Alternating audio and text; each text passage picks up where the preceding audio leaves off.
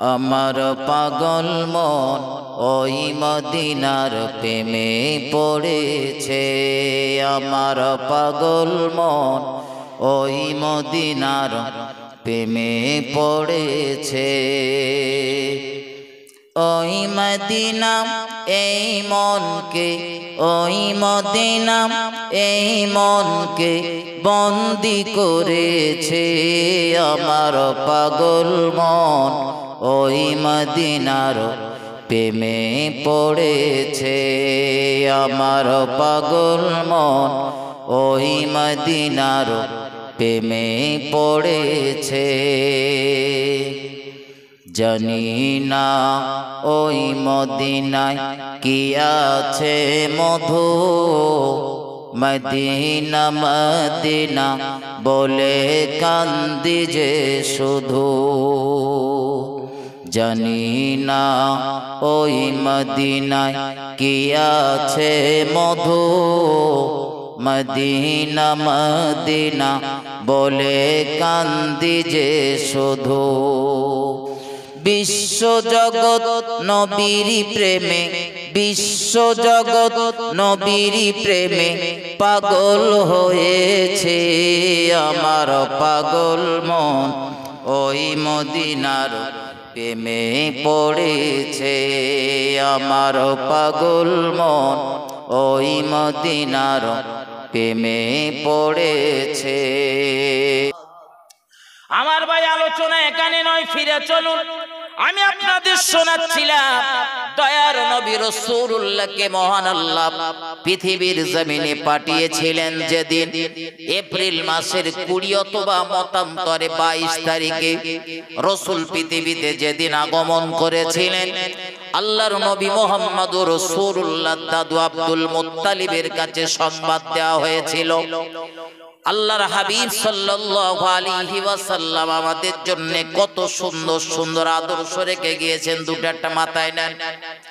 রাসূলের দাদুর কাছে যখন সংবাদ দেওয়া হয়েছিল, বিশ্ব নবীর দাদু দয়ার নবীকে এইভাবে কোলে তুলে নিলেন, যেহেতু ছোট বাচ্চা, কোলে করে নিয়ে রাসূলের মুখের দিকে তাকিয়ে তিনি অবাক হয়ে গেলেন। এত সুন্দর ফুটফুটে রত্ন আল্লাহ আমার ঘরে দান করেছে। তবে বাচ্চাটার দেখতে রাসূলুল্লাহর আব্বা জানের মতো কিছুটা দেখতে ছিল রাসূলের অয়বব। আব্দুল্লাহও দেখতে ছিল সুদর্শন পুরুষ। হযরত মুহাম্মদুর রাসূলুল্লাহ দাদু কাবার মুতাল্লি, তাই তিনি ভাবতেছিলেন আল্লাহ ও রব্বুল আলামিন, আল্লাহ আজ যদি দুনিয়ার জমিনে আমার মরা বেটা আব্দুল্লাহ বেঁচে থাকতো, এই দুনিয়ার জমিনে সব থেকে বেশি খুশি হয়ে যেত আমার বেটা আব্দুল্লাহ। রাসূলের দাদু আব্দুল মুত্তালিব কাবার মুতাল্লি রাসূলকে নিয়ে কাবা চত্বরে পৌঁছে গেলেন। আল্লাহর কাবার সম্মুখে রেখে কাবার দেয়ালের কাছে রাসূলকে এইভাবে তুলে ধরলেন দুটো হাতের উপরে। রাসূলের দাদু চোখের কোণা দিয়ে টপ টপ টপ টপ করে পানি পড়তেছিল। চোখ ভরা পানি নিয়ে রবের দরবারে প্রার্থনা করতেছিলেন, আল্লাহ আমার এই নাতিটা দুনিয়ার জমিনে বাপ নেই, জীবনে কোনদিন বাপের আদর, বাপের স্নেহ, বাপের ভালোবাসা তার নসিবে জুটবে না আল্লাহ। তাই আপনার শাহী দরবারে আমার করুণ ফরিয়াদ, এই বাচ্চাটার গোটা জিন্দগি হেফাজতের সম্পূর্ণ দায়ভার আপনার কুদরতি কবজায় দিয়ে দিলাম। কি সুন্দর দোয়া করতেছেন নবীর দাদুরে দোয়া মহান আল্লাহ শাহী দরবারে কবুল হয়ে গেল। আরো জোরে বলুন সুবহানাল্লাহ। কোরআনের ভাষায় আমার আল্লাহ বলেন, উদুনি আস্তাজিব লাকুম, বান্দারে আমি আল্লাহ আমায় ডাকো, আমি আল্লাহ আমায় স্মরণ করো, আমি আল্লাহ তোমার ডাকের সাড়া দেব। আরো জোরে বলুন সুবহানাল্লাহ। আমার আল্লাহর ওয়াদা, বান্দা আমায় ডাক, আমি তোর ডাকে সাড়া দেব। কিন্তু মাঝে মধ্যে আমরা মন্তব্য করি, হুজুর ডাকলাম আল্লাহ রে, আল্লাহ আমাদের ডাকে সাড়া দিল না। আমি আপনাকে বলছি বন্ধু, আল্লাহকে ডেকেছেন, ডাকার সাড়া পাননি, ডাকে সাড়া পাননি, মন ভেঙে ফেলবেন না, আবার ডাকেন। একবার চেয়েছেন পাননি, আবার ডাকেন, আবার চান পাননি, ফের চান পাননি, ফের চান, চোখের পানি ছেড়ে চান। প্রয়োজনে নফল নামাজের সিজদাতে মাথাটা রেখে কাঁদুন। আল্লাহ দিলেও আলহামদুলিল্লাহ, নাও যদি দেয়, রাসূল বলেছেন আপনাদের যে দোয়াগুলো দুনিয়া জমিনে কবুল হয় না, ওই দোয়াগুলো হাসরের ময়দানে আমাদের কাজে লেগে যাবে। রাসূল বলেন কেউ কেউ সেদিন আক্ষেপ করে বলবে, আল্লাহ দুনিয়া জমিনে যদি আমার একটাও দোয়া কবুল না হতো, আজ হাসরের ময়দানে আমার ফায়দা বেশি হতো। ও বাবাজি ভাই জানেরা আমার, আলোচনা এই জায়গাটা একটুখানি গভীরভাবে বোঝেন। গোটা জীবনে আমাদের প্রয়োজন। যারা বলেন আমাদের দোয়া কবুল হয় না, দোয়া কবুল না হবার কয়েকটা কারণ রয়েছে। কারণ কটা মাথায় ঢুকিয়ে নেন। নাম্বার 1 কারণ হলো আমাদের খাওয়া দাওয়া ভালো না, আমরা হারাম বর্জন করে হালাল ভক্ষণ করতে পারি না, এজন্য আমাদের দোয়া কবুল হয় না। যখনই দোয়া করবেন কয়েকটা কথা মাথায় রাখবেন, হালাল ভক্ষণ করে রবের দরবারে দোয়া করবেন। যখনই দোয়া করবেন ওই দোয়ার ভিতরে যেন রাসূলের প্রতি দরুদ থাকে। ও বাবাজি ভাই জানেরা, দোয়া যখনই করবেন দুয়ার আগে এবং পরে দরুদ শরীফ পড়বেন, আর ওই দুয়ার মাঝেও রাসূলের প্রতি দরুদ যেন থাকে, এটা যেন মাথায় থাকে। যখনই দোয়া করবেন 100% তাওয়াক্কুল রাখবেন রবের প্রতি, 100% বিশ্বাস রাখবেন রবের প্রতি, আমার রব আমার এই দোয়া কবুল করবেন, এই বিশ্বাস রেখে দোয়া করবেন। কারণ আপনি অমনোযোগী হয়ে যদি দোয়া করেন আপনার দোয়া কবুল হবে না। অমনোযোগী সহকারে যদি ইবাদত বন্দেগী করেন আপনার ইবাদত বন্দেগী কবুল হবে না। এজন্য বলি বন্ধু, দোয়া করতেছেন, এখানে মন পড়ে রয়েছে বসিরহাটে গেল, দোয়া যখনই করবেন, ইবাদত বন্দেগী যখনই করবেন, তখন আপনাকে একাগ্র চিত্তে মন লাগিয়ে দোয়া করতে হবে। দোয়া যখনই করবেন এই বিষয়গুলো খেয়াল রাখবেন। ওই দোয়ার ভিতরে যেন আপনার পিতা মাতার জন্য অংশ থাকে। বাপ মার জন্য দোয়া করবেন, বাপ মা যদি মারা যায় তাদের জন্য দোয়া করবেন। বাপ মা যদি দুনিয়ায় জিন্দা থাকে তবুও তাদের জন্য দোয়া করবেন। ইনিয়ে বিনিয়ে কিভাবে দোয়া করতে হয় যদি না জানেন, আল্লাহ তো শিখিয়ে দিয়েছেন কোরআন শরীফের ভিতরে, রব্বির হামহুমা কামা রব্বায়ানি সগীরা। রবের শিখিয়ে দেওয়া এই দোয়াটা করলেও যথেষ্ট। ও বাবাজি ভাই জানেরা, শুধু আমরা বলি আমাদের দোয়া কবুল হয় না, আসলে আমরা একবার চেয়েছি রবের দরবারে পাইনি, তো আর চাওয়ার কথা আর মনেও নেই। ঘটনা বলে একবার হয়তো বলিস আল্লাহ এটা মুসিবতে পড়েছি, এই মুসিবত থেকে উদ্ধার করে দাও। হয়তো কোনো কারণবশত দোয়াটা কবুল হয়নি, তো আর দ্বিতীয়বারও বলিনি যে আল্লাহ বিপদে পড়েছি তা আপনি একটু উদ্ধার করে দেন, আর দ্বিতীয়বার বলিনি। কিন্তু নবীদের জীবন থেকে শিক্ষা নেন। আদম নবীর কথা আপনাদেরকে শোনালাম, তিনি দোয়া করেছিলেন 3 থেকে 350 বছর ধরে, তারপরে দোয়া কবুল। আইয়ুব আলাইহিস সালাম দোয়া করতেছিলেন, কি সুন্দর করে রবের দরবারে রব্বি ইন্নী মাগলুবুন ফান্তাসির, বারবার এই বাক্যটা দিয়ে দোয়া করতেছিলেন, রব্বি ইন্নী মাগলুবুন ফান্তাসির।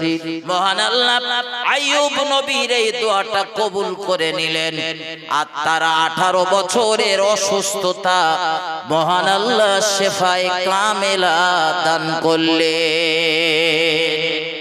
হযরত নবী মুসা আলাইহিস সালাম বিদেশে রয়েছেন, সেখানে থাকার জায়গা নেই। ওয়াজ ভালো করে বোঝেন, শুধু তো হুজুরের কাছে দৌড়ান তাবিজের জন্য। আমি কটা পরপর তাবিজ দিচ্ছি, তাবিজগুলো কাজে লাগান। হযরত নবী মুসা বিদেশে গিয়েছে, সেখানে নবী মুসা থাকার জায়গা নেই, খাদ্যের সংস্থান নেই, একটা চাকরির প্রয়োজন, চাকরি পাচ্ছে না। নবী মুসা বিবাহ করবেন, ভালো কোনো কন্যা সন্ধান নেই। নবী মুসা মহান রব্বুল আলামিনের দরবারে দোয়া করতেছেন, রব্বি ইন্নী লিমা আনজালতা ইলাইয়া মিন খায়রিন ফাকির, রব্বি ইন্নী লিমা আনজালতা ইলাইয়া মিন খায়রিন ফাকির। একবার না, নবী মুসা বার এই দোয়াটাই করতেছিলেন। একবার শেষ হয় আবার শুরু করে, শেষ হয় আবার শুরু করে, এটা কোরআনের আয়াত। আল্লাহ নবী মুসা আলাইহিস সালাম বারবার পড়তেছিলেন। আমার আল্লাহ নবীদের এই দোয়াগুলো নকল করে কোরআনে এমনি এমনি দেয়নি বন্ধু। নবীদের এই দোয়াগুলো কোরআনে দিয়েছে আল্লাহ এই কারণে, যাতে দুনিয়ার মানুষেরা নবীদের এই দোয়া থেকে শিক্ষা নিয়ে তারাও দোয়া করতে শেখে। নবী মুসা এই দোয়া বারবার করতেছিলেন, আর আল্লাহ পাক এই দোয়ার ওসিলায় নবী মুসা আলাইহিস সালামের সুন্দর একটা চাকরির ব্যবস্থা করে দিলেন। একটু মহব্বত করে বলুন সুবহানাল্লাহ। আল্লাহর নবী মুসা এই দোয়া করতেছিলেন, আল্লাহ পাক এই দোয়ার বরকতে নবী মুসার জন্য সুন্দর একটা পাত্রীর ব্যবস্থা করে দিলেন, বিবাহের ব্যবস্থা করে দিলেন। এই দুয়ার বরকতে নবী মুসা খাদ্যের সংস্থান, বাসস্থানের ব্যবস্থা করে দিয়েছিলেন। একটু মহব্বত করে বলুন সুবহানাল্লাহ। খুব কষ্টে রয়েছেন, লেখাপড়া শিখেছেন, কাজ বাজ পাচ্ছেন না, এই দোয়াটা করতে থাকুন। দেখুন মহান আল্লাহ খুব তাড়াতাড়ি আপনার সম্মানজনক একটা কাজ মাপিয়ে দেবে ইনশাআল্লাহ। ভালো বিবাহ করবেন, ভালো মেয়ে খুঁজে পাচ্ছেন না, এই দোয়াটা পড়তে থাকুন। মহান আল্লাহ আপনার নসিবে সুন্দর সুন্দরী, ভালো আদর্শবতী একটা পাত্রী জোগাড় করে দেবেন। এইভাবে আমল করতে থাকুন। সব কাজ তাবিজে হয় না বন্ধু, কিছু কিছু তাবিজ নিজের করতে হয়। আমরা শর্টকাট পদ্ধতিতে ইসলাম মানতে শিখেছি। কিছু একটা হলে হুজুরের কাছে যাবো, হুজুর একটা তাবিজ দাও না, তা কি আমার ব্যবসার অবস্থা খুব খারাপ, ব্যবসার অবস্থা ভীষণ খারাপ, আয় রোজগার হচ্ছে না, চাষবাসের লাইন ভালো না। আমার ভাই বাবাজিরা, আমার তাবিজ নিয়ে যতটা উপকার হবে আমি বলছি না যে তাবিজে উপকার নেই। তাবিজ দেওয়াও জায়েজ, তাবিজ দেওয়াও জায়েজ। বসিরাটের আল্লামা এই জন্যই তো তাবিজাতে রুহুলুল্লাহ লিখেছেন তাবিজ দেওয়া জায়েজ। কিন্তু বন্ধু, আমলি জিন্দেগি যদি বানাতে পারেন তো ওর থেকে লাভ বেশি, ওর থেকে লাভ বেশি। আপনি বলতেছেন আয় রোজগারে বরকত নেই, আমি একটা সুন্দর নিয়ম আপনাদের একটা দোয়া শিখিয়ে দিয়ে যাচ্ছি, আজ থেকে কাজে লাগাবেন। প্রতিদিন ফজরের নামাজের পর আর মাগরিবের নামাজের পর 100 বার করে পড়বেন সুবহানাল্লাহি ওয়া বিহামদিহি সুবহানাল্লাহিল আযীম আস্তাগফিরুল্লাহ। পড়তে থাকুন 100 বার, সকালবেলা 100 বার, সন্ধ্যাবেলা 100 বার। 21 দিন যেতে না যেতে ইনশাআল্লাহ আপনি দেখতে পারবেন আপনার আয় রোজগারে বরকত হচ্ছে কিনা, আপনি নিজে দেখতে পাবেন ইনশাআল্লাহ। আমার ভাই ও বাবাজিরা আমার, শুধু তাবিজ তাবিজ করে মাথা খারাপ না করে কিছু কাজ, কিছু আমলি জিন্দেগি তৈরি করুন।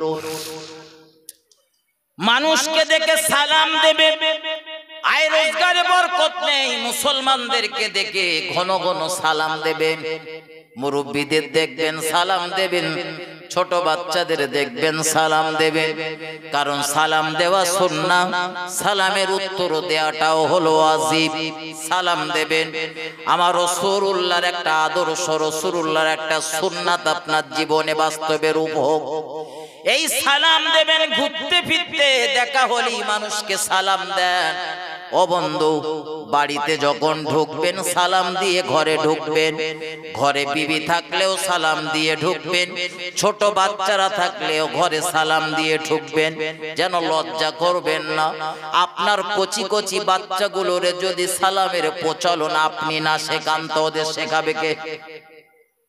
এজন্য বাচ্চাদেরকে সালাম দেন, ঘরে যখনই ঢুকবেন সালাম দিয়ে ঢুকুন। আসসালামু আলাইকুম ওয়া রাহমাতুল্লাহ। কি বলতে হয়? আসসালামু আলাইকুম ওয়া রাহমাতুল্লাহ। শর্টকাটে বলে দিয়েছি, জানা সালাম আলাইকুম করুন। কিছু লোক রয়েছে জানে না, বোঝে না, লোক দেখা হলি সালাম আলাইকুম, সামু আলাইকুম, কত রকম ডিজাইনের সালাম দেশে আছে। সালামের শুদ্ধ উচ্চারণ বলে দিচ্ছে আসসালামু আলাইকুম ওয়া রাহমাতুল্লাহি ওয়া বারাকাতুহু। যতটা বাড়িয়ে বলতে পারবেন তত আপনার লাভ। হযরত, এই সালাম দিয়ে ঘরে ঢুকবেন, আপনার রুজিতে বরকত হয় কিনা আপনি নিজে দেখবেন, আমার বলতে হবে না, আপনি নিজে বুঝতে পারবেন। আমার বন্ধু, যখনই ঘরে ঢুকবেন সালাম দিয়ে ঘরে ঢুকবেন। পারলে যদি সময় মিলে যায় ঘরের দরওয়াজাটায় দাঁড়িয়ে যাবেন, সালাম দেওয়ার পরে দরওয়াজাটায় দাঁড়িয়ে গিয়ে সূরা ইখলাস তেলাওয়াত করবেন, যেটারে কুল হুয়াল্লাহু আহাদ এইভাবে চেনেন। এই সূরাটার নাম সূরা ইখলাস। এই সূরাটা পড়বেন, সময় যদি না থাকে একবার, সময় যদি হাতে থাকে তিনবার পড়বেন। তিনবার যদি এই সূরা ইখলাস পড়েন, রাসূল বলেছেন এক খতম কোরআন তেলাওয়াতের সওয়াব আমার আল্লাহ আপনার নামামলে লিখে দেবে। ফাউসব এক খতম কোরআন পড়তে গেলে হাফেজদেরও 6-7 ঘন্টা টাইম লাগে, কম কম। আমার ভাই বাবাজিরা আমার, এইভাবে আমল করতে থাকুন, নিজেই দেখতে পাবেন আপনার আয় রোজগারে বরকত হচ্ছে কিনা। তবে খাদ্যটা আপনার হালাল হতে হবে, হালাল খাদ্য। বাড়ি ঘরগুলো পরিষ্কার পরিচ্ছন্ন রাখতে হবে, মাকড়সার জালে যেন বাসা বেঁধে না রাখে। অধিকাংশ বাড়িগুলোতে গিয়ে দেখবেন ঘর বাড়ি হয়তো সেই নাম মোজাইক টোজাইক করা, পাথর টাথর লাগানো, এখানে খানিকটা মাকড়সার জাল ঝুলতেছে, ওখানে খানিকটা ঝুল ঝুলতেছে। বন্ধু, আপনার গরিব হবার জন্যেই, আপনার গরিব হবার ওই একটা কারণ, আপনার রিজিকে বরকত না হবার ওই একটা কারণ, আপনি ঋণগ্রস্ত হয়ে পড়ার ওই একটা কারণ। ঘর সব সময় পরিষ্কার রাখবেন। পরিষ্কার পরিচ্ছন্নতা ইমানের অঙ্গ। কিসের অঙ্গ বলেছি? ইমানের অঙ্গ। আপনার বিবি পারে না বলে ওই ভরসায় ফেলে রাখবেন না, আপনার নজরে পড়লে আপনি ভেঙে ফেলবেন ওটা। বিবির কি আসে যায়, আপনি আয় রোজগার করে আনবেন, ও খাবে, এই তো বোঝে নাকি। আমার ভাই জানেরা, ঠান্ডা মাথায় বুঝুন, গভীরভাবে উপলব্ধি করুন। আমার আপনার নবী দিন ও দুনিয়ার বাদশা জনাবে মুহাম্মদুর রাসূলুল্লাহ সাল্লাল্লাহু আলাইহি ওয়াসাল্লাম, আমরা সবাই জানি যেদিন আমার নবী মিরাজের রজনীতে মক্কা জমিন থেকে হিজরত করে মিরাজের রজনীতে যেদিন মহান আল্লাহর প্রিয় নবী মক্কার কাবা বাইতুল্লাহ থেকে সফর শুরু করে জেরুজালেমের বাইতুল মুকাদ্দাসে গিয়েছিলেন। যে বাইতুল মুকাদ্দাসে যাবার পরে তামাম দুনিয়া সমস্ত নবী রাসূলদেরকে মহান আল্লাহ একত্রিত করেছিলেন প্রিয় নবী মুহাম্মদুর রাসূলুল্লাহ সাল্লাল্লাহু আলাইহি ওয়াসাল্লামের পিছনে নামাজ আদায় করানোর জন্য। একটু মহব্বত করে বলুন সুবহানাল্লাহ, আরো জোরে বলুন সুবহানাল্লাহ। সম্ভবত ওই জায়গাতে নবী মুসা আলাইহিস সালামের সঙ্গে মহান আল্লাহর আরেকজন পয়গম্বর আদম আলাইহিস সালামের তর্ক বিতর্ক হয়েছিল, সম্ভবত ওই জায়গায়। অথবা মহান আল্লাহ আদম আলাইহিস সালামের সঙ্গে নবী মুসার কথাবার্তা বলার একটা প্যাসেজ, একটা প্লেস তৈরি করে দিয়েছিলেন। কারণ নবী মুসা এমন একজন নবী, দুনিয়ার জমিন থেকে যিনি সরাসরি আল্লাহর সঙ্গে কথা বলতেন। একটু মহব্বত করে বলুন সুবহানাল্লাহ। যার দুনিয়ার কোন নবীর পক্ষে সম্ভব হয়নি। আমাদের নবীও দুনিয়ার জমিন থেকে সরাসরি আল্লাহর সঙ্গে কথা বলতে পারতেন না, কিন্তু নবী মুসা পারতেন। আমার ভাই ও বাবাজিরা আমার, খুব গভীর ভাবে আমার কথাগুলোয় মনোযোগ দেন। আল্লাহর নবী মুসা আলাইহিস সালাম তাই রাগত স্বরে জিজ্ঞাসা করলেন আদম আলাইহিস সালামকে, আপনি আমাদের আদি পিতা হযরত নবী আদম আলাইহিস সালাম, কিন্তু আপনাকে মহান আল্লাহ জান্নাতের ভিতরে সৃষ্টি করলেন, জান্নাতের নেয়ামত ভোগ করার অনুমতি দিলেন, স্বাধীনতা দিলেন। শুধু তো নিষেধ করেছিলেন গন্ধমের ফল ভক্ষণ করতে, ওর নিকটবর্তী হতে, ওর ধারে পাশে যেতে, কিন্তু জান্নাতের সব নেয়ামত ভোগ করার পরেও আপনার জান ঠান্ডা হলো না, সেই গন্ধমের ফল ভক্ষণ করলেন। আর আপনার কারণেই দুনিয়াতে আমাদের আসতে হলো। আর দুনিয়াতে এসে ফেরাউনের মতো জন্তুর সাথে আমার এই কুস্তি বেঁধেছে। প্রশ্নটা করেছেন নবী মুসা। হযরত নবী আদম আলাইহিস সালাম পাল্টা জবাব দিলেন, ও আমার বেটা হযরত নবী মুসা আলাইহিস সালাম, তোমার কাছে আমার নিবেদন, তুমি যে আমায় বলছো আমি গন্ধমের ফল খেয়েছিলাম আর তার কারণে জান্নাত থেকে আল্লাহ আমার তাড়িয়ে দিয়েছিল, পৃথিবীতে নামিয়ে দিয়েছিল, তো বাবা প্রমাণ তুমি কি দেখাতে পারবে? আমি যখন গন্ধমের ফল খেয়েছিলাম তুমি কি সেখানে ছিলে? কে বলতেছে? আদম আলাইহিস সালাম প্রশ্ন করতেছেন নবী মুসারে যে আমি যখন গন্ধমের ফল খেয়েছিলাম সেখানে তুমি ছিলে? এমনি তো চার দোকানে আমরা বসে একটা কথা শুনেছি, অমুক চাচা ই করে স্যার ওই সারা গ্রাম রটকে দিল, করি না? এই শোনা কথা যে লোকের সাথে বলতে নেই, এ জ্ঞানও আমাদের অনেকের নেই। বলো, শোনা কথা অপরের সাথে বললেও আপনি মিথ্যাবাদী হবার প্রবল সম্ভাবনা। কারণ সে হয়তো মিথ্যা কথা বলে ওর প্রতি রাগ ক্ষোভ রয়েছে বলে আপনি সেইটাই প্রচার করে দিলেন। আল্লাহর নবী মুসা আলাইহিস সালাম প্রচন্ড রাগী নবী, তাই রাগত স্বরে হযরত আদম আলাইহিস সালামকে জবাব দিলেন, আপনি কি মনে করেছেন আমি কি কিছুই জানি না? আপনি কি মনে করতেছেন আমি কিছু বুঝি না, আমি কিছু জানি না?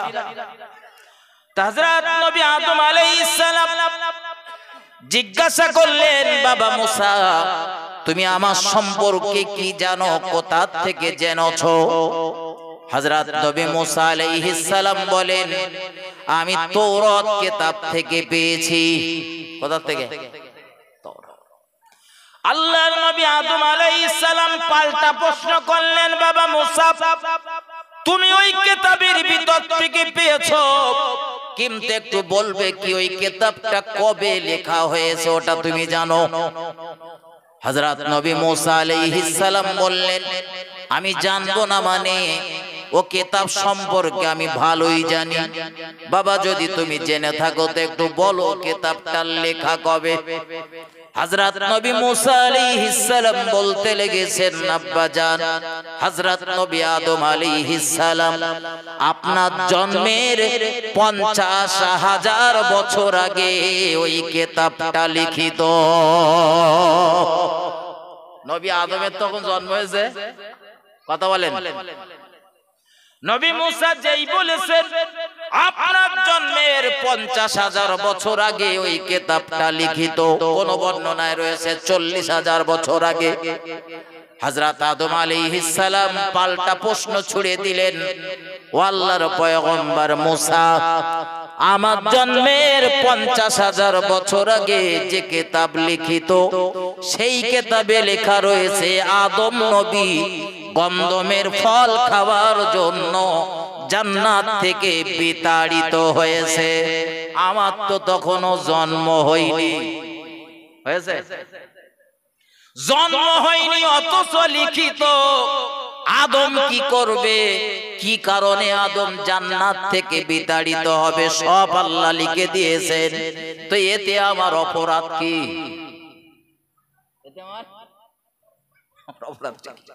আল্লাহর নবী মুহাম্মদুর রাসূলুল্লাহ, আমাদের নেতা, আমাদের রাহবার পয়গম্বর মুহাম্মদুর রাসূলুল্লাহ এই জায়গাটা এসে বর্ণনাকারী বলেন, আমার নবী মিসকি মিসকি হাসছিলেন আর বলছিলেন, হযরত নবী মূসাকে হযরত আদম আলাইহিস সালাম কাত করে দিয়েছে, শুইয়ে ফেলেছে। এমন যুক্তির মার ফেলতেছে, নবী মূসা আলাইহিস সালাম আর দ্বিতীয় কথা বলতে পারলেন না।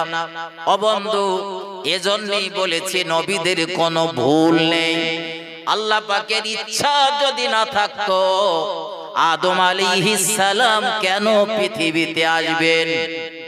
আল্লাহ তো সৃষ্টি করেছিলেন না আদম নবীকে, আদম নবীর দ্বারায়, তার বংশধরদের দ্বারা এই পৃথিবীটা সাজাবেন। এখন নবী আদম যদি জান্নাতের ভিতরে নিয়ামত ভোগ করে, তো দুনিয়া সাজাবে কার দ্বারায়? কথা বলেন, আসতে হবে তুমি। এজন্যই নবী আদম আলাইহিস সালামকে আল্লাহ দুনিয়াতে নামিয়ে দিয়েছিলেন। সামান্য একটা মিস্টেকের কারণে যদি বলেন, তাহলে নবী মূসা, নবী হযরত আদম আলাইহিস সালাম রবের দরবারে ক্রন্দন করত কেন, মাফি চাইতো কেন? ওই একটা সামান্য মিস্টেক, তাই আল্লাহ নিষেধ করে দিয়েছিলেন আমার পয়গম্বর আদম ওই গন্ধম গাছের নিকটবর্তী যেন হয়ও না, ফল খাওয়া তো দূরের কথা। কিন্তু আল্লাহ পাকের এই একটা আদেশ লঙ্ঘন করে ফেলার কারণে হযরত আদম আলাইহিস সালাম মহান আল্লাহর দরবারে ক্রন্দন করতেন। 3 থেকে 350 বছর ধরে কেঁদেছেন। কিন্তু যেদিন নবী আদম কাঁদতেছিলেন, রব্বানা, হে আমাদের প্রভু, যালামনা, আমরা জুলুম করেছি, আনফুসানা, আমাদের নফসের উপরে, ওয়া ইল্লাম তাগফির লানা, যদি আপনি ক্ষমা না করেন, ওয়া তারহামনা, যদি রহমত নাজিল না করেন, লানাকুনান্না মিনাল খাসিরিন। রব্বুল আলামিন আল্লাহ, আপনি যদি আমাদের ক্ষমা না করেন, আমাদের প্রতি রহমত নাজিল না করেন, আমরা ক্ষতিগ্রস্তদের দলভুক্ত হয়ে যাব। নবী আদমের এই দোয়াটা মহান আল্লাহ শাহী দরবারে মঞ্জুর হয়েছিল। আমার ভাই ও বাবাজিরা, আমার নবী আদমের এই দোয়াটা যখন কবুল হয়েছিল, সময় ছিল তখন তাহাজ্জুদের নামাজের সময়। কখন বলেছি? তাহাজ্জুদের নামাজের সময়। এজন্য নবী আদম, জিবরাইল এসে যখন জানিয়ে দিলেন, আল্লাহর পয়গম্বর আদম আপনার দোয়া মোনাজাত প্রার্থনা আল্লাহ কবুল করে নিয়েছেন। হযরত আদম আলাইহিস সালাম আল্লাহ সন্তুষ্টির জন্য 2 রাকাত নামাজ আদায় করলেন। আর ওই 2 রাকাত নামাজই হলো পৃথিবীর জমিনে প্রথম ফজরের নামাজ। الذين آمنوا أن تخشع قلوبهم لذكر الله وما نزل من الحق। আল্লাহর বান্দা বান্দীরা খুব গভীরভাবে মনোযোগ সহকারে শুনুন। আব্দুল্লাহ ইবনে মুবারক রাহমাতুল্লাহ আলাইহি, তিনি যখন দেখলেন ঢোলের মধ্য থেকে এত সুন্দর একটি আওয়াজ, কোরআনের আয়াত ভেসে আসলো, আব্দুল্লাহ ইবনে মুবারক রাহমাতুল্লাহ আলাইহি যখন দেখলেন এত সুন্দর ঢোলের মধ্য থেকে কোরআনের এত সুন্দর মুফাসসির জামানি যখন ভেসে আসলো, ভেসে আসার পরে আব্দুল্লাহ ইবনে মুবারক রাহমাতুল্লাহ আলাইহি উনি নিজের ভুলটাকে বুঝতে পেরেছেন, নিজে কোন পথের মধ্যে চলে এসেছেন, নিজে কোন পথ অবলম্বন করে চলেছেন, সেই পথটাকে তিনি ফলো করেছেন। ফলো করার পরে আব্দুল্লাহ ইবনে মুবারক রাহমাতুল্লাহ আলাইহি ওই সময় ওই তবলাটাকে নিজে হাতে 2 হাত দিয়ে ওই তবলাটাকে নিজে ধরলেন। ধরার পরে তিনি ছুঁড়ে ফেলে দিলেন। রব্বুল আলামিনের দিকে তাকিয়ে তিনি বললেন, ওগো আরশের মালিক আল্লাহ, আমি আপনার কাছে তো তওবা করিতেছি। আজকের আমি যে পথে ছিলাম, এই ঢোলের মধ্য থেকে, যে ঢোল থেকে আমি এত আনন্দ উপভোগ করতাম, যে ঢোল তবলা বাজিয়ে মানুষের সামনে আমি খুব নাম কামিয়ে খেতাম, আজকে সেই ঢোল আমার সঠিক পথের দিশা দেখিয়ে দিয়েছেন। ও রব্বুল আলামিন আল্লাহ, আপনি মেহেরবানি করে আমার জীবনের সব গুনাহগুলোকে মার্জনা করে দেন।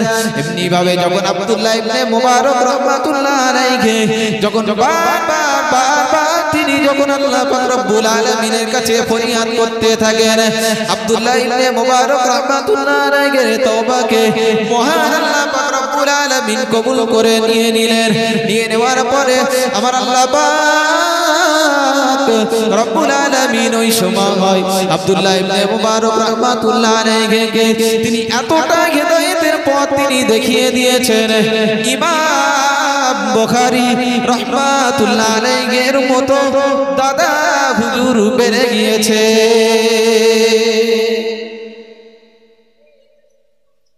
একটু হালকা ঘুরিয়ে দেন, কানে একটু কম লাগবে, হালকা ঘুরিয়ে দেন। জি, যে কথাটা আমি বলতে চেয়েছি, যে উনি একটা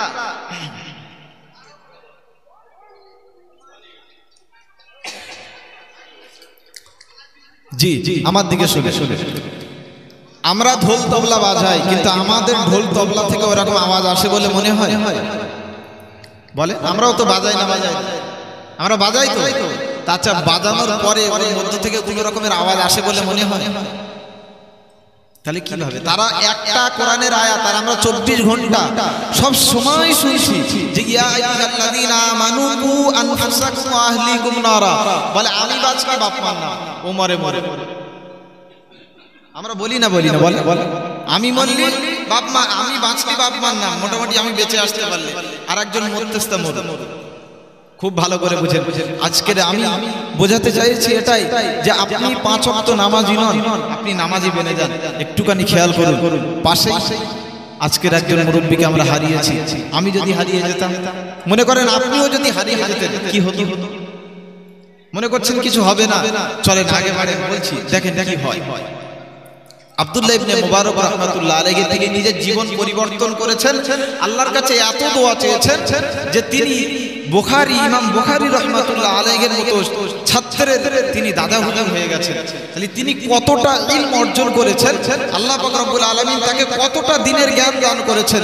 রাসূল বলেছেন মাইয়িদিল্লাহু বিহি খায়রা ইফাকিহু ফিদ্দীন, আল্লাহ পাক রব্বুল আলামিন তাকে দ্বীনের জ্ঞান দান করেন যাকে তিনি ভালোবাসেন। বুঝতে পারেননি? দ্বীনের জ্ঞান রব্বুল আলামিন তাকেই দান করেন যাকে আল্লাহ পাক রব্বুল আলামিন ভালোবাসেন। এবার আপনি বলবেন আমি দ্বীনের জ্ঞান শিখিনি, তাহলে কি আল্লাহ আমাকে ভালোবাসে না? প্যারে হাজিরিন মজলিস, প্যারা নবী মুহাম্মদুর রাসূলুল্লাহ সাল্লাল্লাহু আলাইহি ওয়াসাল্লাম নবী আবার সোনার জমানে তিনি জানিয়ে দিয়েছেন, তোমার কপাল স্বর্ণের মতো হতে পারে নাই, তুমি হয়তো আলিম হতে পারো নাই, কোন আলিমান তুমি হয়তো আলিম হতে পারো নাই, আও মুতাআল্লিমান তুমি শুনতে থাকো, তুমি শ্রবণ করতে থাকো, আলেম ওলামাদের কথাগুলো তোমরা শ্রবণ করতে থাকো। আল্লাহ যদি চায় কাল কিয়ামতের ময়দানে, মাহশরের ময়দানে মহান আল্লাহ পাক রব্বুল আলামিন আজকের আমি আপনি এই আলেমদের কথা শুনে চলার কারণে, এই আলেমদের সঙ্গে স্পর্শে থাকার কারণে মহান আল্লাহ পাক রব্বুল আলামিন মান তাশাব্বাহা বিকওমিন ফাহুয়া মিনহুম, সুনানে আবু দাউদ শরীফের মধ্যে হাদিসটি লিপিবদ্ধ রয়েছে। প্যারা নবী মুহাম্মদুর রাসূলুল্লাহ সাল্লাল্লাহু আলাইহি ওয়াসাল্লাম বলেছেন, আল্লাহ পাক রব্বুল আলামিন আজকে দুনিয়া জমিনে আমি আপনি যার সঙ্গে যেভাবে ওঠা বসা করব, কাল কিয়ামতের ময়দানে তার সঙ্গে আমার আপনার হাসর নাসর হবে। বলেন তাই কি? আচ্ছা রাসূলের কথা মিথ্যা হয়? রাসূল নিজেই বলছেন মান কাযাবা আলাইয়া মুতাআম্মিদান ফালইয়াতাবাওয়া মাকআদাহু মিনান নার। হাদিস পড়ার আগে খুব সুন্দর করে বুঝুন, আমরা কথায় বলি যেটা নবীর সুন্নাত, এটা হাদিস। আমরা অনেক মানুষ, সাধারণ মানুষ বলে ফেলি যে এটা হাদিস। অনেক সময় আমরা বলি আপনার খাওয়ার পরে মিষ্টি খাওয়া সুন্নাত, আবার বলি হাদিস, কিন্তু আমার চোখ দিয়ে আমি কোনোদিন পাইনি। আমি আজকে বলছি শুনে না, আমার এই চোখ দিয়ে আমি কোনোদিন খুঁজে পাইনি। তবে যদি পেয়ে থাকেন আমাকে একটু দেখান, সুন্নাত বলবেন কিনা সেটা আপনার ব্যক্তিগত ব্যাপার।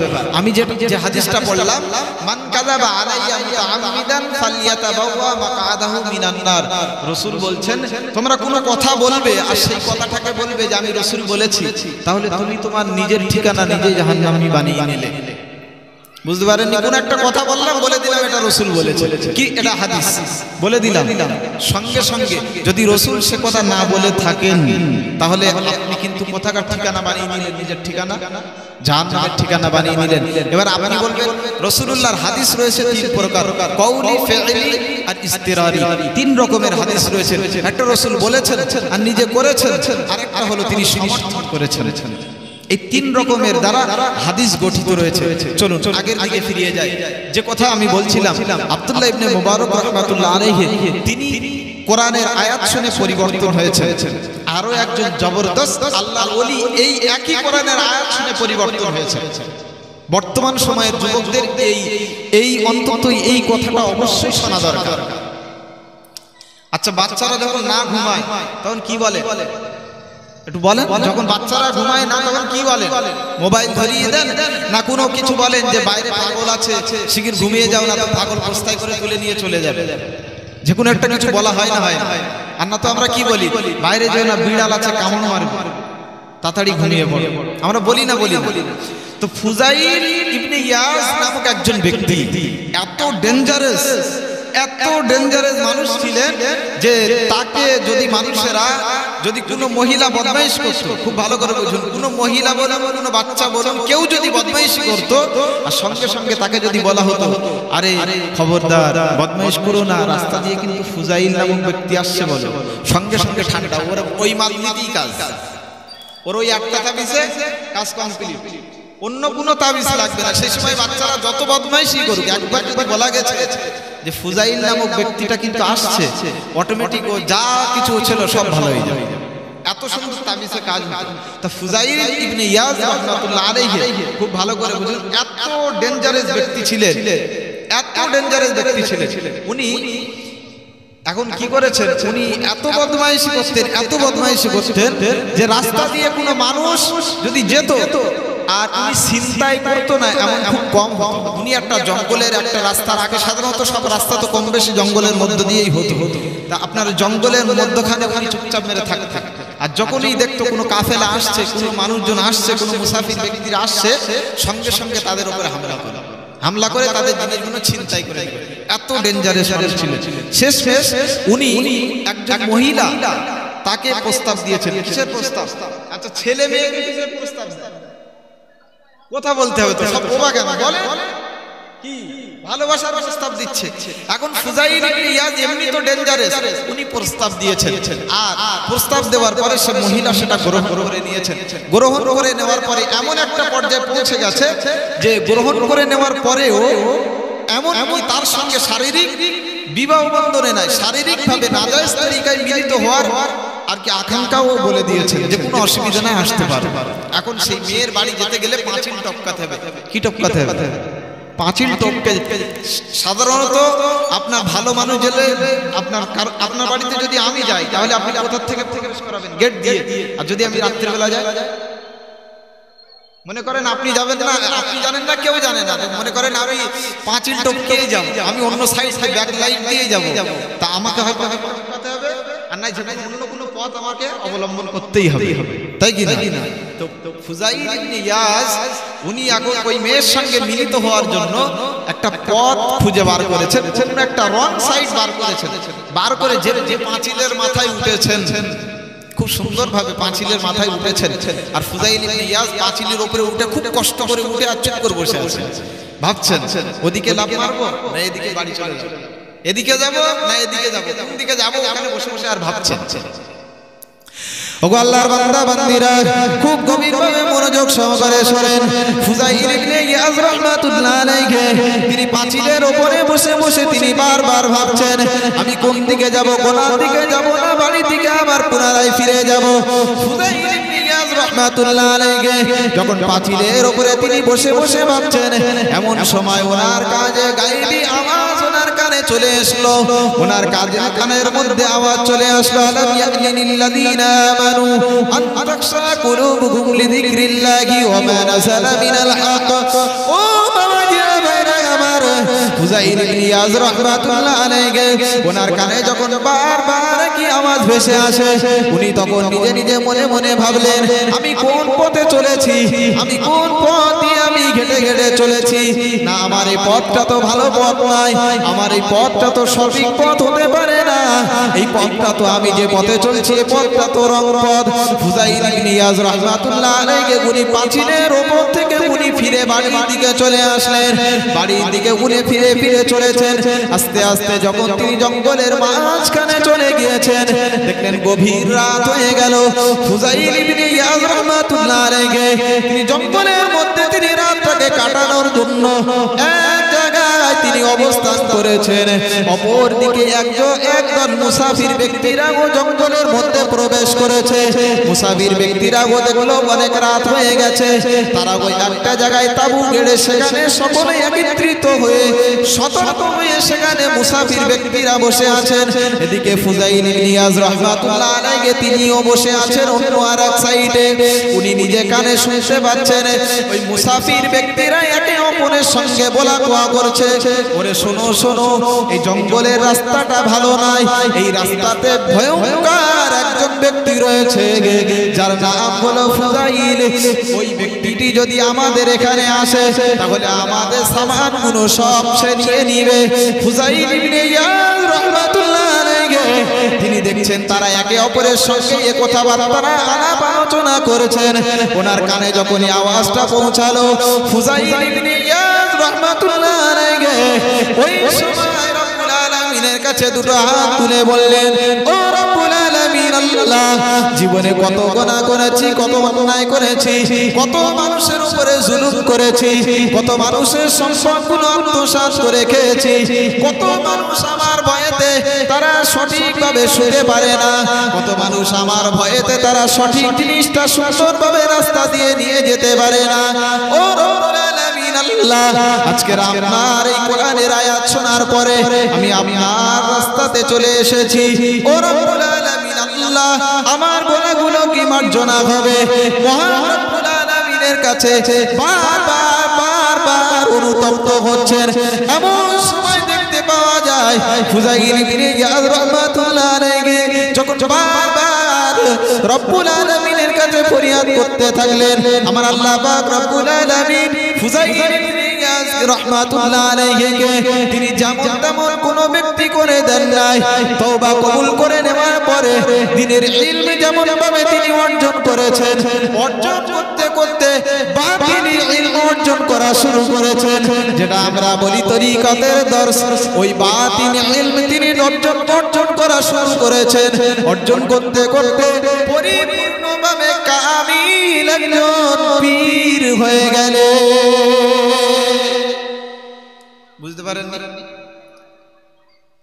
পাঁচিলের উপর থেকে ফিরে আসলেন, কোরআনের আয়াত শুনছেন। ফিরে আসার পরে আল্লাহ পাক এমন হেদায়েত দিয়েছেন, খুব ভালো করে বুঝুন। কেনানকে হেদায়েত দেয়নি, নবী নূহ আলাইহিস সালাতু ওয়াস সালামের সন্তান কেনান, তাকে হেদায়েত দেওয়া হয়েছিল? হয়নি। আবার নবী ইব্রাহিম আলাইহিস সালাতু ওয়াস সালামের পিতা আযর, তাকে হেদায়েত দেওয়া হয়েছিল? হয়নি। আবার প্রিয় নবী সাল্লাল্লাহু আলাইহি ওয়াসাল্লামের চাচা যান আবু তালিব, তাকে হেদায়েত দেওয়া হয়েছিল? হয় নাই। আইয়ুব আলাইহিস সালাতু ওয়াস সালামের স্ত্রী, তাকে হেদায়েত দেওয়া হয়েছিল? বুঝতে পারেন? নবী আইয়ুব আলাইহিস সালাতু ওয়াস সালামের স্ত্রী, তাকে হেদায়েত জি কি বলছেন? কয়টা বলে? সম্ভবত আইয়ুব আলাইহিস সালাতু ওয়াস সালামের স্ত্রী হবে, আর নাকি লূত আলাইহিস সালাম হবে? তাহলে লূত আলাইহিস সালাতু ওয়াস সালামের স্ত্রী, আমার এই নামটার ভিতরে একটু ইয়ে আছে, যাই হোক, তা এনাদের মধ্যে একজন স্ত্রী, তাকেও হেদায়েত প্রাপ্ত হননি। খুব ভালো করে বুঝুন। আবু তালিব আর রাসূলুল্লাহ সাল্লাল্লাহু আলাইহি ওয়াসাল্লাম বারবার হেদায়েত করার চেষ্টা করছেন, কিন্তু আল্লাহ পাক কি বলেছিলেন?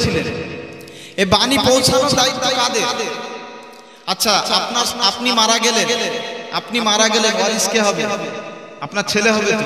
আচ্ছা আপনি চলে যান, পরস্পর আপনি বারবার চলে যান, কিয়ামত পর্যন্ত আপনার রক্তের সঙ্গে যারা আসবে তারা আপনার ওয়ারিস নয়।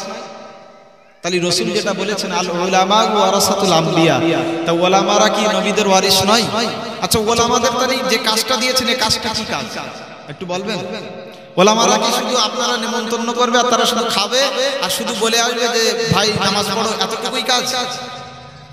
আমার কথাটা একটু উত্তর দেন, এতটুকু কাজ কি? আরো তো অনেক তালি সালিতে হবে তো নাকি? তেতো কথা বললে মনে করবেন, দেখেন একদম সত্যি কথা আজকে বলছি, আমি যতদিন খেদমত করছি আমি কোনো কথা ব্যক্তিগত স্বার্থে বলেছি আলহামদুলিল্লাহ মনে নাই।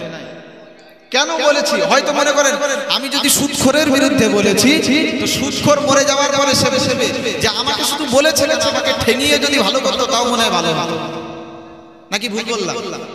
বলে আচ্ছা যে মানুষটা আপনার খারাপ পথে চলে সেই মানুষটাকে যদি আমি বলি যে তুমি এই খারাপ কাজটা করো না, সে মানুষটা যদি রাগ করে হুজুর কেন বারবার আমার এই কথাগুলো বলে, আপনি যে চোর আমি তো জানি না, কিন্তু চোর যদি এই মজলিসে থাকে আর যদি আমি বলি যে আজকের অমুক দোকানতে এত টাকা চুরি হয়েছে, যে চুরি করেছে তার ঘাড়ের চালে একটা ঝুল আছে, তা যে চুরি করেছে সে ঝুল খুলবে না যে ঝুলটা টপ করে ফেলে দেবে, খুঁজবে না বলে? আমার কথা শুনছেন? আমার দিক দেখে বুঝতে পারেননি? মনে করেন একটা দোকান থেকে কোনো জিনিস চুরি হলো, আমি বললাম ওই দোকানে ঝুল ভর্তি, এখন যে চুরি করেছে তার ঘাড়ের চালে ঝুল আছে আমি দেখতে পাচ্ছি, এখন যে চোর সে ঠপ করে ঘাড়ে হাত দেবে না দেবে? বুঝতে পারেন দেবে তো। ঠিক তদ্রূপ ভাবে যদি চোর যদি এর মধ্যে থাকে আর আমি যদি ঔষধ দেই, তা সে ঔষধ যদি তেতো লাগে, মনে করেন আপনার যত বড় আপনার বিশাল বড় ফোড়া হয়েছে আর আমি এখন বলছি এই ওষুধটা খালি ফেটে বাস্ট হয়ে যাবে, আপনার যতই তেতো লাগ, মহানিম গাছের ফলের থেকেও তেতো যদি হয় তাও আপনি খাবেন। মোটামুটি যন্ত্রণা থেকে বাঁচতে পারলেই বাঁচে। তো ওলামায়ে কেরামরা বলছেন যে কু আনফুসাকুম ওয়া আহলিকুম নারা, এর মানে শুধু এতটুকু নয় যে তুমি তোমার সন্তান তুমি বলবে কিয়ামতের ময়দানে আল্লাহ বলিলাম আমার সন্তান শুনিনি, আমার সন্তানের বলেছিলাম শুনিনি, আমি পারিনি আমার সন্তানটাকে মানুষ করতে, অত সুদা নয়। আপনার আমলনামার 4টে সাক্ষী হবে, জানেন কি বললাম? আপনার আমলনামার কটা সাক্ষী হবে? 4টে সাক্ষী হবে, জানেন কি?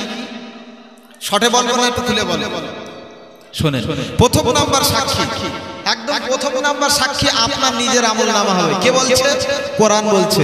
মহান আল্লাহ পাক রব্বুল আলামিন কোরআনুল হাকিমের মধ্যে তিনি জানিয়েছেন وَوُضِعَ الْكِتَابُ فَتَرَى الْمُجْرِمِينَ مُشْفِقِينَ مِمَّا فِيهِ وَيَقُولُونَ يَا وَيْلَتَنَا مَا لِهَذَا الْكِتَابِ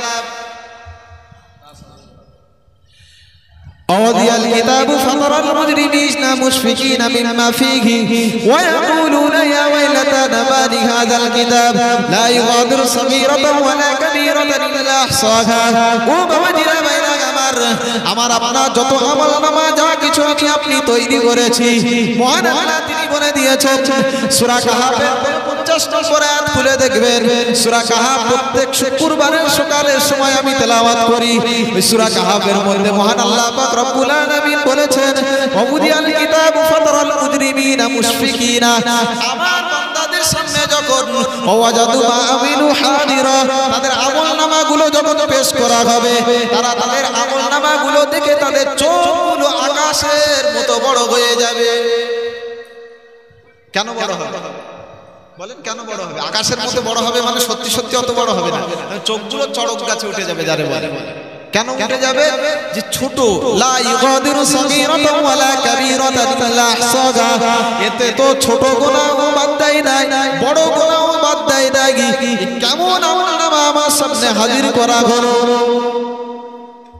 একটুখানি বলবেন? বর্তমান আপনার ডিজিটাল যে সমস্ত দোকানে সিসি ক্যামেরা লাগানো আছে, ওই সমস্ত দোকানে কোনো রকম ভাবে চুরি করে চোর কোনো রকম ভাবে পালানো সম্ভব হয় বলে মনে হয়? সম্ভব হয়? মনে করেন অন্য সাইড দিয়ে যদি আসে ব্যতিক্রম বিষয়, তবে সাধারণত ধরা পড়ে যায় না। এই সিসি ক্যামেরায় ফাঁকা পেলেও অন্য সিসি ক্যামেরায় গেলে ধরা পড়ে না। সিসি ক্যামেরার আউটার থেকে যারা আপনার ছাড় না পেতে পারে তারা ফারিস্তাদের চোখ থেকে ফাঁকি দিতে পারবে? ফারিস্তাদের চোখ থেকে ফাঁকি দিতে পারবে? সম্ভব? আল্লাহ তো ওটাই তিনি দ্বিতীয় নাম্বার সাক্ষী। প্রথম নাম্বার সাক্ষী তো আমার আমলনামা বলে দেবে যে আমি কত ভালো কাজ করেছি আর কত খারাপ কাজ করেছি। দ্বিতীয় নাম্বার সাক্ষী আমাদের এই দুই বন্ধু বলে দেবে। বুঝতে পারেন? আজকের আপনি কোথায় আছেন, আপনি কি করছেন না করছেন, দুই বন্ধু বলবে না বলবে না? সূরা ইনফিতারে 10, 11, 12 নম্বর আয়াতে আল্লাহ বলেছেন ওয়া ইন্না আলাইকুম লাহাফিজিন কিরামান কাতিবিন ইয়ালামুনা মা তাফআলুন। তুমি যা করো দুই বন্ধু সব খবর বলে দেবে কাল কিয়ামতের ময়দানে। প্রথম নাম্বার সাক্ষী আমলনামা, দ্বিতীয় নাম্বার সাক্ষী দুইজন ফারিস্তা, দুইজন ফারিস্তা, তৃতীয় নাম্বার সাক্ষী মহান আল্লাহ পাক রব্বুল আলামিন কোরআনুল হাকিমের মধ্যে তিনি বলেছেন প্যারা নবী মুহাম্মদুর রাসূলুল্লাহ সাল্লাল্লাহু আলাইহি ওয়াসাল্লামের মাধ্যমে তিনি জানিয়ে দিয়েছেন আমার আল্লাহ পাক রব্বুল আলামিন তিনি বলেছেন আল ইয়াউমা নাখতিমু আলা আফওয়াহিহিম ওয়া তুকাল্লিমুনা আইদিহিম ওয়া তাশহাদু আরজুলুহুম বিমা কানু ইয়াকসিবুন।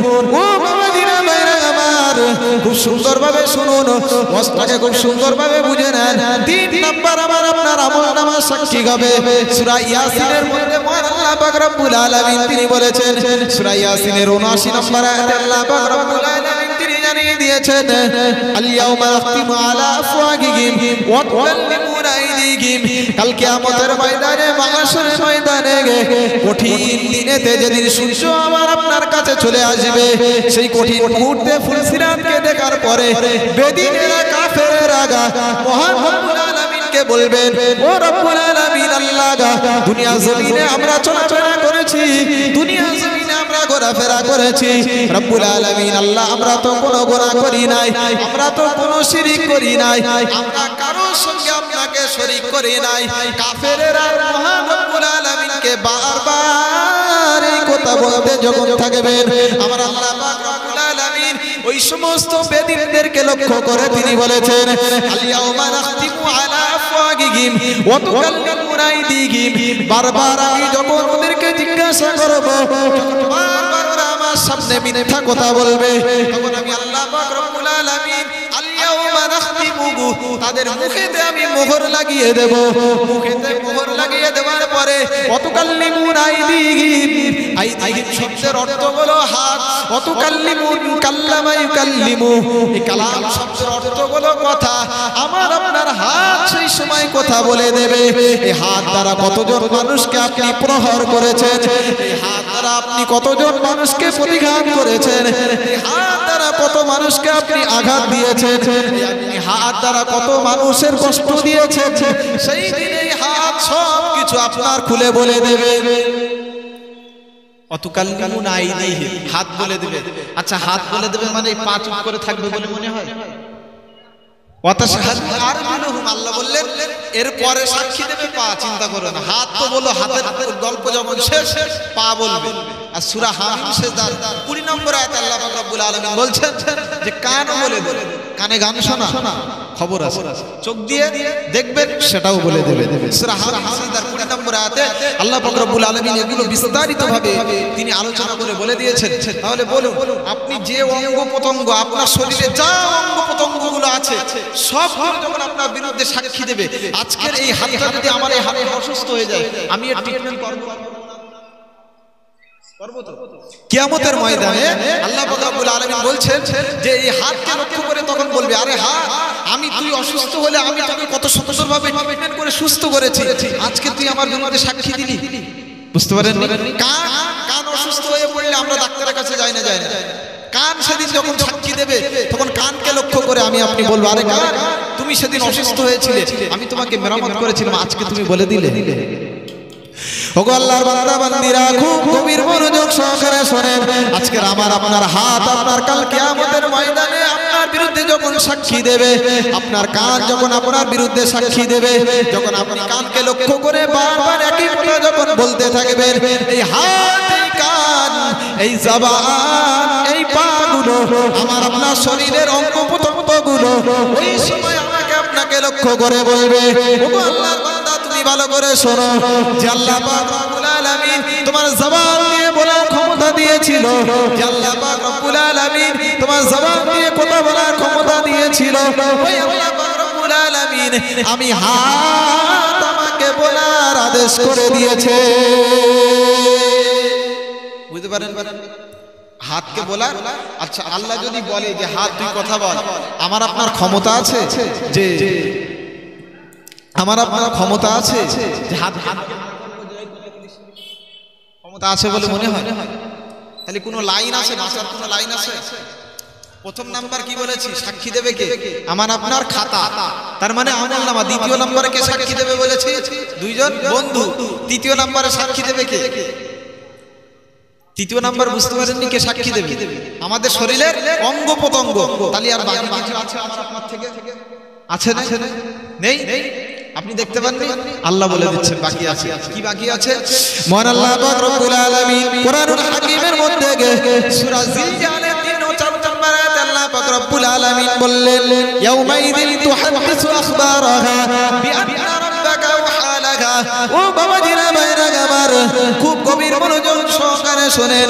আমার আল্লাহ পাক রব্বুল আলামিন এই জমিনকে তিনি আদেশ করে দেবেন, এই জমিনকে লক্ষ্য করে বলবেন, ও জমিন তুমি বলো আমার এই বান্দা তোমার উপরে কতগুলো গুনাহ করেছে। আজকে আমি যদি তালপুকুরের জমিনেও গুনাহ করি, আমি যদি আশারিয়ার জমিনে গুনাহ করি, আমি যদি সেই মুম্বাই গিয়েও গুনাহ করি, আমি যদি ইরাকে গিয়েও গুনাহ করি, আমি আপনি ফিলিস্তিনে গিয়েও যদি গুনাহ করি, আমি আপনি যদি আমেরিকাতে গিয়েও যদি গুনাহ করি, এই জমিন আমেরিকা বলেন, ভুটান বলেন, আমেরিকা বলেন, আপনার ফিলিস্তিন বলেন, লন্ডন বলেন, মুম্বাই বলেন, পৃথিবীর সব জায়গাতে আল্লাহ দেওয়া জমিন আছে না নাই? জমিন যখন সাক্ষী দেবে, আচ্ছা আর কোথাও গিয়ে পালানোর স্থান আছে বলে মনে হয়? ধরে ফেলেছেন? আচ্ছা 4 রকম যখন বললাম, 4 রকম থেকে আর অন্য কোনো রকম আছে বলে মনে হয়? আর পথ আছে? আর আপনার বাঁচার কোনো পথ আছে একটু বলেন? তা যারা রাস্তায় এখনো ঘুরছে এরা কি হেদায়েত হবে বলে মনে হয়? কথাগুলো আমি ওদের ক্ষেত্রে ফিট খালো না বলে ভুল বললাম? 1 নম্বরে বলেছি আমার আপনার আমলনামা, আমি আপনি যা করব সব চলে আসবে। দ্বিতীয় নম্বরে দুইজন বন্ধু তো অটোমেটিক আছে, আপনি চালার তলায় যান আর ব্রিজের তলায় যান, আর আপনি গাছের তলায় যান, আর আপনি পৃথিবীর যে প্রান্তেই যান, এই দুই বন্ধু সঙ্গে থাকে না? থাকে। এই দুই বন্ধু শুধুমাত্র থাকে না বাথরুম, কোথায় থাকে? এখন ওই জায়গায় যদি গন্ডগোল করে কি হবে? বুঝতে পারেন? দুই বন্ধু থাকে না কোথায় বললাম? বাথরুমে থাকে না। এখন ওই জায়গায় গন্ডগোল করলেও আল্লাহ জানে না। আর আচ্ছা ওই জায়গায় মনে করেন গন্ডগোল করলো, তাই এই অঙ্গ প্রত্যঙ্গ সাক্ষী দেবে না? তখন তো ধরা পড়ে যাবে নাকি? ভুল বললাম? তো অঙ্গ প্রত্যঙ্গ সাক্ষী দেবে না? এজন্য আল্লাহ পাক রব্বুল আলামিনের হাবিব খুব সুন্দরভাবে তিনি বলেছেন, তোমরা দুটো জিনিসের জিম্মাদার দাও, আমি রাসূল তোমাকে জান্নাতে নিয়ে যাব, কথা দিলাম, গ্যারান্টি। দুটো জিনিসের জিম্মাদার দিতে হবে, পারবেন তো? অসম্ভব। 1 নাম্বার, রাসূল খুব সুন্দরভাবে তিনি বলেছেন, দেরি আছে 10-এ ছেড়ে দেব ইনশাআল্লাহ। কি বললাম? রাসূল বলেছেন যে ক্বালা মান ইয়ালি মা বাইনা লাহইহি ওয়া মা বাইনা রিজলাইহি। আমি প্রায় হাদিসটা বলে থাকি।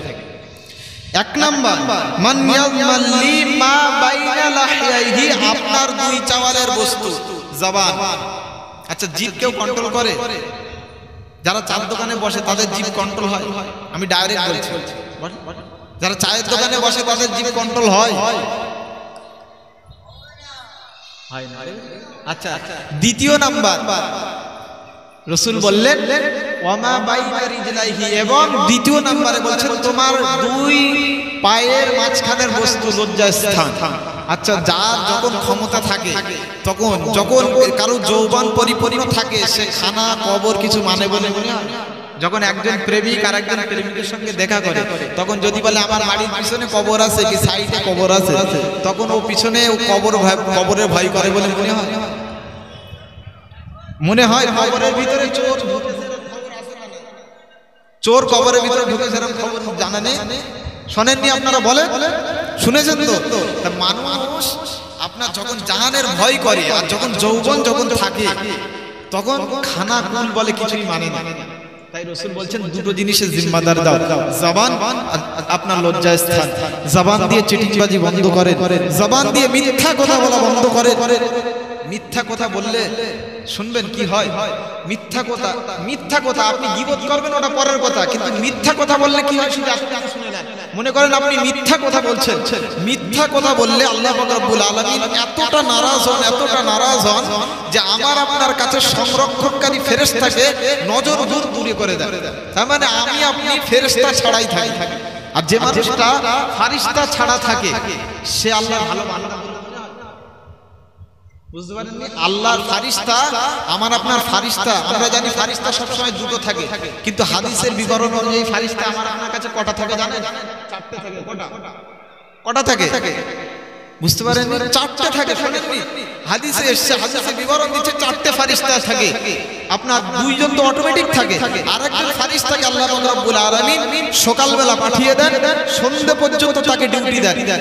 আর সেই ফারিস্তা সন্ধ্যাবেলা আমার আপনার আমলনামা নিয়ে আল্লাহর দরবারে চলে যান। আর একজন ফারিস্তা সন্ধ্যাবেলা আসে, সে রাতের বেলা ফজর পর্যন্ত আমার আপনার ডিউটি দেন। বুঝতে পারেন? তাহলে চারজন ফারিস্তা হলো না? হলো না? আল্লাহ পাক রব্বুল আলামিন চারজন ফারিস্তা দিয়ে আমাকে আপনাকে গাইড করছেন যাতে আমার বান্দা কোনো রকমের গুনাহ না করে। চলো আরেকটু আগে যাই, খুব তাড়াতাড়ি শেষ হয়ে যাবে। জি জি, যে কথা বলছিলাম, একজন যুবক আপনার গুনাহ করতে করতে করতে করতে এতটা গুনাহ করে ফেলেছে সে পথ খুঁজে পাচ্ছে না যে কিভাবে আমি গুনাহর লাইনতে ফিরে চলে আসব। কি ফিরে আসছে না? পথ কোনো রকমেই খুঁজে পাচ্ছে না। খুঁজে না পাওয়ার কারণে ইব্রাহিম ইবনে আদহাম রাহমাতুল্লাহ আলাইহিকে তিনি খুঁজে পেয়েছেন। একজন বুজুর্গ ব্যক্তিকে খুঁজে পেয়েছেন, তার নাম ইব্রাহিম ইবনে আদহাম রাহমাতুল্লাহ আলাইহি। যখন তাকে খুঁজে পেয়েছেন, তাকে গিয়ে বলছেন যে হুজুর, জীবনে অনেক গুনাহ করেছি, অনেক গুনাহ করেছি, আবার আল্লাহর কাছে তওবাও করেছি, তারপরে আবার গুনাহ করেছি, আবার তওবা করেছি, আবার গুনাহ করেছি, বারবার একই কাজ আমার দ্বারা ঘটছে। কি করা যাবে? হয় না আমাদের দ্বারা? এ রোগ আছে আমাদের মাঝে না? নেই? সকালে তওবা করছি, জীবনে আল্লাহ আর কোনদিন ভুল করব না, আজকের থেকে ভালো হয়ে চলবো। ও খোদা মসজিদ থেকে বার হইতে পারে বলে জানিস ওর জমি ওইটি আলটা না। তার মানে কি হলো? হলো না? বলেন হলো না? বুঝতে পারেন না আমার কথা? তো ইব্রাহিম ইবনে আদহামের কাছে যুবক গিয়ে বলছেন, আপনি কোনো উপায় বলেন না যাতে করে আমি একটু ভালো হতে পারি। ইব্রাহিম ইবনে আদহাম রাহমাতুল্লাহ আলাইহি বলছেন যে আমি উপায় তোমার বলতে পারি, মেনে চলতে পারবে তো? তাহলে হ্যাঁ, মানতে পারবে। তাহলে চলো। প্রথম নাম্বার উপায় হলো, যদি তুমি গুনাহ করো, যখন তুমি গুনাহ করবে তখন তুমি প্রতিজ্ঞাবদ্ধ হবে যে আমি যদি গুনাহ করি আমি আল্লাহর দেওয়া রুজি ভক্ষণ করব না। আচ্ছা, আল্লাহর দেওয়া রুজি, পৃথিবীতে আল্লাহর দেওয়া রুজি ছাড়া অন্য কারোর দেওয়া রুজি আছে? কথা বলেন, আছে না নাই? নাই তো? তাহলে আল্লাহ ছাড়া প্রত্যেকটা রুজির মালিক আমার আল্লাহ। তাহলে ওই ব্যক্তি যখন গুনাহ করবে আর ও যখন মনে করবে যে এবার যদি আমি গুনাহ করি আর আল্লাহ দেওয়া রুজি ভক্ষণ করব না, বা জীবনে গুনাহ করবে বলে মনে হয়? ইব্রাহিম ইবনে আদহাম রাহমাতুল্লাহ আলাইহি বারবার যুবককে লক্ষ্য করে তিনি যখন বললেন, ও যুবক, তুমি যখন গুনাহ করবে তুমি মনে রেখে দিও তুমি আল্লাহ দেওয়া রুজি ভক্ষণ করবে না।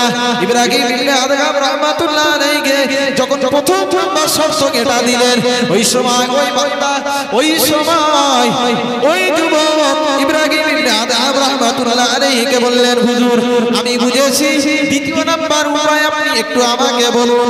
দ্বিতীয় নাম্বার উপায় ইব্রাহিম ইবনে আদহাম রাহমাতুল্লাহ আলাইহি ওই যুবককে লক্ষ্য করে তিনি বললেন, ও যুবক, তুমি যদি গুনাহ করো তাহলে মনে রেখে দাও আল্লাহ রাজ্যের বাইরে গিয়ে তুমি গুনাহ করবে। ওই যুবক ইব্রাহিম ইবনে আদহাম রাহমাতুল্লাহ আলাইহিকে বললেন, হুজুর, পৃথিবীতে এমন কোন রাজ্য আমার চোখে দেখতে পাই নাই, আমার কানে আমি কোনোদিন শুনি নাই, সবই তো আল্লাহর রাজ্য। পৃথিবীর কোন রাজ্য আল্লাহ ছাড়া নাই, আমি কোন রাজ্যে গিয়ে বসবাস করব?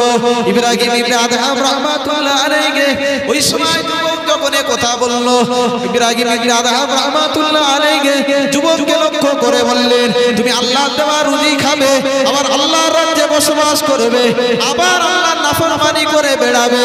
ও যুবক, এটা কখনো সম্ভব হয় না। যুবক আবার ইব্রাহিম ইবনে আদহাম রাহমাতুল্লাহ আলাইহি বললেন, হুজুর আপনি তৃতীয় নাম্বার উপায়টি বলুন। তৃতীয় নাম্বার উপায় উপায়, 3 নাম্বার উপায় ইব্রাহিম ইবনে আদহাম রাহমাতুল্লাহ আলাইহি 3 নাম্বার উপায় বলতে লাগলেন। 3 নাম্বার উপায় হলো তুমি যখন গুনাহ করবে সব থেকে পৃথিবীর গোপন জায়গাতে গিয়ে তুমি গুনাহ করবে।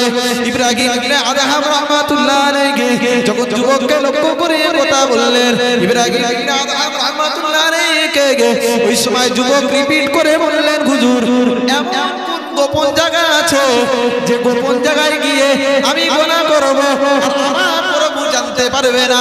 এমন গোপন জায়গা পৃথিবীর জমিনে আমার জানা নাই। ইব্রাহিম ইবনে আদহাম রাহমাতুল্লাহ আলাইহি যখন একথা তিনি বললেন, ওই সময় ইব্রাহিম ইবনে আদহাম রাহমাতুল্লাহ আলাইহি যুবককে লক্ষ্য করে বললেন, তুমি আল্লাহর দেওয়া রুজি খাবে, আল্লাহর রাজ্যে বসবাস করবে, আবার আল্লাহ ছাড়ে আল্লাহ জানে এমন গোপন জায়গা তুমি খুঁজে পাচ্ছ না, তারপরেও তুমি কেন গুনাহে লিপ্ত হবে?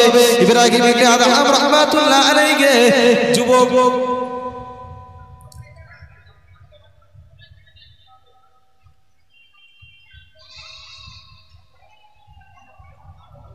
কোন দিকে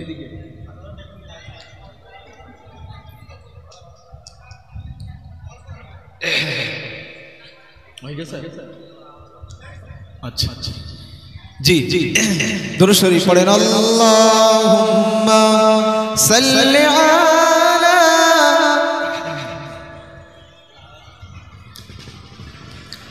ওয়া আলা আলি সাইয়্যিদিনা মাওলানা মুহাম্মদ। জি জি যে কথা বলছিলাম, তিনি 3টে পথ দেখিয়েছেন, এছাড়াও পথ খালি খুঁজে পাই। এবার যুবককে চতুর্থ পথ দেখাচ্ছেন, চতুর্থ নাম্বার পথ ইব্রাহিম ইবনে আদহাম রাহমাতুল্লাহ আলাইহি এবার চতুর্থ নাম্বার পথ বলছেন যে কি পথ? এক কাজ করো, তুমি গুনাহ করবে, তাহলে যখন তোমার কাছে মালাকুল মাউত আসবে তখন তুমি তাকে বলবে আমি গুনাহ করেছি, এক কাজ করো আমাকে একটু তওবা করার সুযোগ দাও, আমি একটু তওবাটা করে নিই, তারপরে তুমি আমার জানটা নিয়ে যাও। আচ্ছা সুযোগ দেবে বলে মনে হয়? দেবে না? তাহলে গুনাহ করার কি দরকার? আল্লাহ দেওয়া রুজি খাবা, আবার আল্লাহ রাজ্যে বসবাস করবে, আবার এমন গোপন জায়গা খুঁজে পাচ্ছেন না যেখানে গুনাহ করবেন আল্লাহ জানতে পারবে না, আবার মালাকুল মউত যখন আসবে তখন তওবা করার সুযোগ পাবেন না। যখন জানছেন তারপরেও কোন মানুষ গুনাহ করতে পারে? ওগো আল্লাহর বান্দা বান্দি, খুব গভীরভাবে মনোযোগ সহকারে শুনেন। ইব্রাহিম ইবনে আদহাম রাহমাতুল্লাহ আলাইহি চতুর্থ নম্বরে তিনি যখন বলেছেন, ও যুবক তুমি এমনি ভাবে মালাকুল মউত যখন তোমার কাছে আসবে, তুমি তওবা করার সুযোগ যখন পাবে না, তাহলে তুমি কেন বারবার তুমি গুনাহে লিপ্ত হও? এবার ইব্রাহিম ইবনে আদহাম রাহমাতুল্লাহ আলাইহি ওই যুবক আবার পাল্টা বলেন, হুজুর এবার আপনি পঞ্চম নাম্বার উপায়টা আপনি বলে দেন। পঞ্চম নাম্বার উপায় আপনি বলে দেন যে উপায়ের মাধ্যমে আমি জান্নাতের পথের দিকে যাব, আমি জাহান্নামের পথে যেতে চাই না। ইব্রাহিম ইবনে আদহাম রাহমাতুল্লাহ আলাইহি পঞ্চম নাম্বার উপায় তিনি বললেন, কাল কিয়ামতের ময়দানে, মাহশরের ময়দানে আমার আল্লাহ পাক রব্বুল আলামিন ওয়াদাল আমিনু হাদিরা, আমার আপনার আমলনামা যখন হাজির করে আমার আপনার হাতে দিয়ে দিবেন, যখন আমাকে আপনাকে জাহান্নামী বলে ঘোষণা করা হবে, জাহান্নামের মালিক নামক ফেরেশতা সহ তার দলের সমস্ত ফেরেশতারা এসে যখন আমাকে আপনাকে জাহান্নামায় নিক্ষেপ করবে, ওই সময় ওই ফেরেশতাদের সঙ্গে ও যুবক তুমি যদি লড়াই করতে পারো, ওই ফেরেশতাদের সঙ্গে যদি তুমি বলতে পারো আমি জাহান্নামায় যাব না, আমি জান্নাতে যাব, আমি জাহান্নামায় যাব না, আমাকে এখান থেকে তোমরা নিয়ে যেতে পারবে না, ও যুবক তোমার যদি এই ক্ষমতা যদি থাকে তাহলে তুমি দুনিয়া জমিনে গুনাহ করে বেড়াও। ওই সময় ইব্রাহিম ইবনে আদহাম রাহমাতুল্লাহ আলাইহি বললেন, হুজুর না না না, আপনি পাঁচটা উপায় বলেছেন, পাঁচটা উপায়ের মধ্যে আমার কোনটা ক্ষমতা নাই।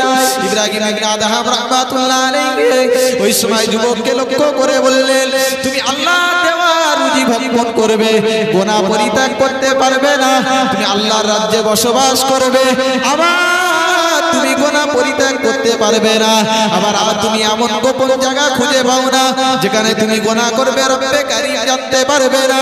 ও যুবক চতুর্থ নম্বরে ইব্রাহিম ইবনে আদহাম রাহমাতুল্লাহ আলাইহি বললেন, তুমি মালাকুল মউতকে তুমি থামাতে পারবে না, আবার পঞ্চম নম্বর নম্বরে বললেন তুমি এমনি ভাবে জাহান্নামের ফেরেশতার সঙ্গে তুমি যুদ্ধ করো, তুমি জাহান্নামায় যাবে না এমন দৃঢ় প্রতিজ্ঞা লড়াই তুমি জাহান্নামের ফেরেশতার সঙ্গে যখন তুমি করতে পারবে না, দুনিয়ার জমিনে তোমার গুনাহ করা দরকার আছে কি আছে না?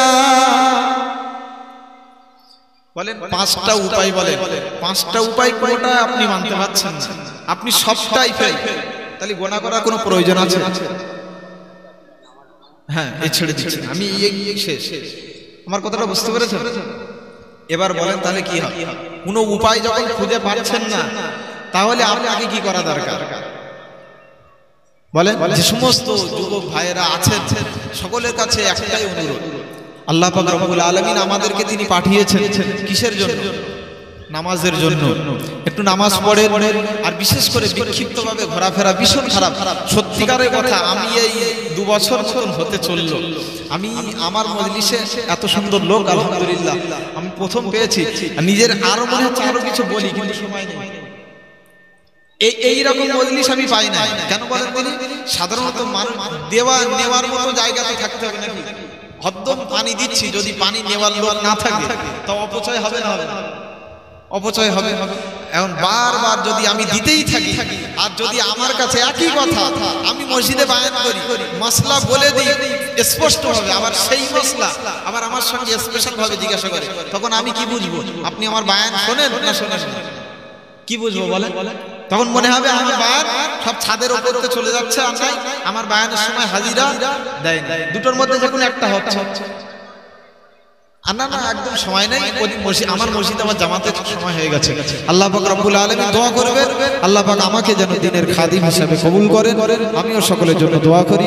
ওয়া আখিরু দাওয়ানা আলহামদুলিল্লাহি রাব্বিল আলামিন।